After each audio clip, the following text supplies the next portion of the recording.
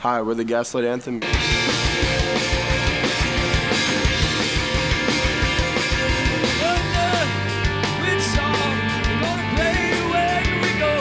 I think it's refreshing to be finally done with. It was like quite a big undertaking for this record, and we set out to do something pretty different than what we had done before, and it was like a long process where we really had to make sure that we were totally ready to do it. And then when we got done with it, I think we were all really glad to be like, all right, it's done. It's kind of like a monster's been created, and let's see what's gonna happen. And now we're touring on it, and we're seeing that people are liking it, and that's the most refreshing thing in the world, because we really pushed ourselves on this record. It was like incredibly difficult and fun to do at the same time, and it was pretty cool. We pushed ourselves farther than we ever have for a record. You can experiment with different things in the studio that you could never do live, and you could, set up like different sounds. Like you got to use like a ton of stuff in the studio that you would never use live.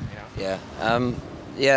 Writing and recording in the studio is cool because, like you said, you could use a bunch of different stuff. But it's always fun. I think it's more fun for me to play the shows personally. I don't know, because it's like you only get one take. You only get one take at it. In the studio, everything's got to be perfect. So you can do the same thing over and over and over again. But when it's live, you have one shot at it, and so it's different every time. Did you hear the old gospel choir when they came to carry you over?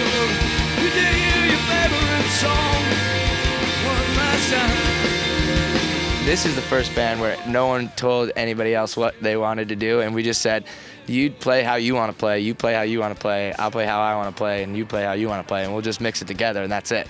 And no one said a word about like, hey, I think you should play more like this or like that. It was just like, do whatever you want, and we'll just mash it together, and if it works, cool. If not, then we'll just go hang out, instead of being in a band. Yeah. And it worked, so it was cool. Yeah, I don't think there was anything conscious, about the sound going into it that we were like, this is how it's going to be different from the other stuff we've done. Actually, I've never really compared this band to anything I've done because it's a totally new thing. It's not really about just going out there and like just having a party or being famous or anything like that. Like, we're playing because we want to play.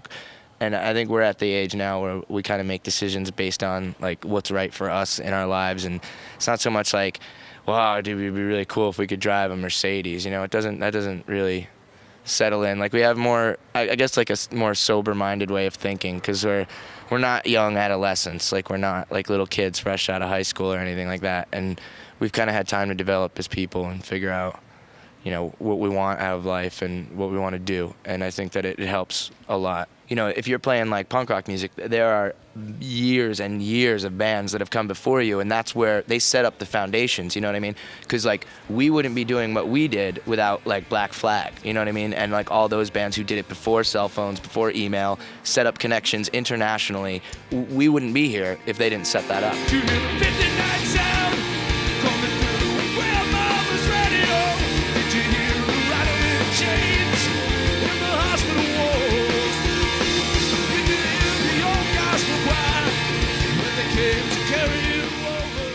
I think the set should just take a group of songs and turn that into an experience, for everybody there, for the band and for the kids in the crowd, So like it takes you up, brings you down. It's almost like watching a movie, but without actually any pictures. If I don't think it's going to make somebody in the crowd move, then I'm not going to play it in the studio. You know what I mean? That's my job. So like, if I couldn't envision somebody doing that, it's not worth it. Then it's not. Oh, my hand, boy, but you're not my man, Here boy. to make you dance. Yeah, I actually would say the German crowd seems to watch music a little more intently than people in the States and maybe in the UK too, actually. It's not all about just like a physical reaction to the music. You'll see somebody who's at the show the entire time, fixated on the band, really watching musicians and watching parts and watching people play, rather than, freaking out and sweating and going crazy.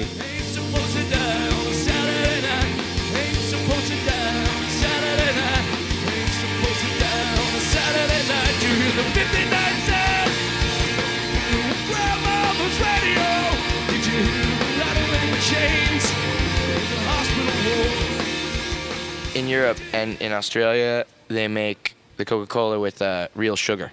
And in America, they make it with corn syrup because it's terrible for you, but I like it a lot, and I really do miss it. But that's about it.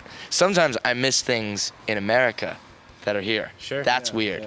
Yeah, Cheese and coffee, really different. bread.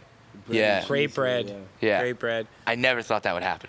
Toilets, usually cleaner in Europe, Yeah. especially at gas stations. Yeah. So I feel a little more comfortable. You do have to pay for them though. Which You got to pay for them, yeah, which I hate. What else? I'll pay if they're clean. Would you shake, shake, shake, shake, shake, shake your head like it make it feel? It used to make it feel. Sing you a song, dance you a dance right now. If we weren't in a band, I would start a pirate ship company, and I would own a ship, and I would hire Alex as the captain of the boat.